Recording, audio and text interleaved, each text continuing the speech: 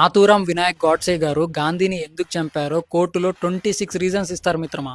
అసలు గాడ్సే గారి పర్స్పెక్టివ్ ఏంటి, ఆ 26 రీజన్స్ ఏంటి, క్లియర్గా నీట్గా సగటు సామాన్యుడికి కూడా అర్థమయ్యేటట్టు వివరిస్తా, వినండి మిత్రమా. గాంధీ ఖిలాఫత్ మూమెంట్ అని 1919లో అక్కడెక్కడో ఓటోమన్ ఎంపైర్ ఇప్పుడున్న టర్కీ రాజు దిగిపోకూడదని, ఒక మతపరమైన రాజు దిగిపోకూడదని ఇక్కడున్న హిందువులు ముస్లింలు కలిసి ఒక ముస్లిం రాజు కోసం ఫైట్ చేశారు. అది మన దేశ స్వతంత్ర ఉద్యమానికి సంబంధం లేదు.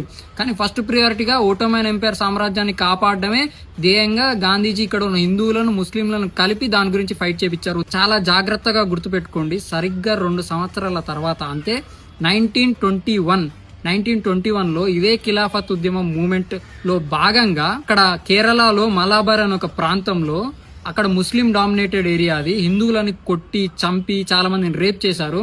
సుమారుగా 10,000 మంది పైగా హిందువులను చంపేశారు. 2,500 మందికి కన్వర్ట్ చేశారు.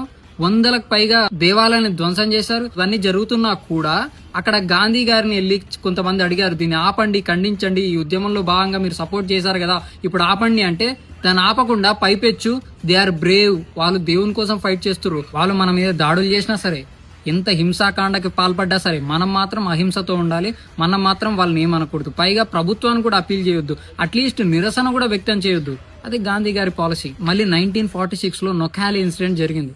నొకాలి అంటే బెంగాల్లో చాలా మంది, ఇదే సేమ్ ఇన్సిడెంట్ అక్కడ రిపీట్ అయింది.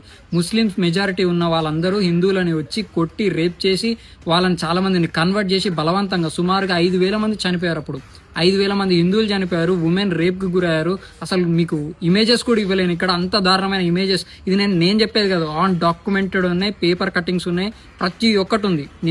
నేను సృష్టించింది కాదు. అండ్ గాడ్సే గారు చెప్పిన వాంగ్మూలంలో ఉన్న విషయాలు ఇవన్నీ.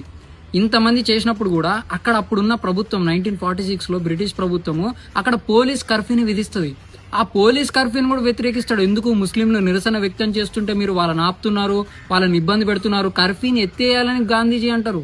అసలు అర్థం కాని విషయం ఏందో, ఒక పక్క రేప్ చేస్తున్నారు, ఇబ్బంది పెడుతున్నారు, కొడుతున్నారు, కన్వర్ట్ చేస్తున్నారు, టెంపుల్స్ ని ధ్వంసం చేస్తున్నారు అని అంటే వాళ్ళకి అక్కడ కర్ఫ్యూ విధించకూడదంట, గాంధీ చెప్పిన మాట.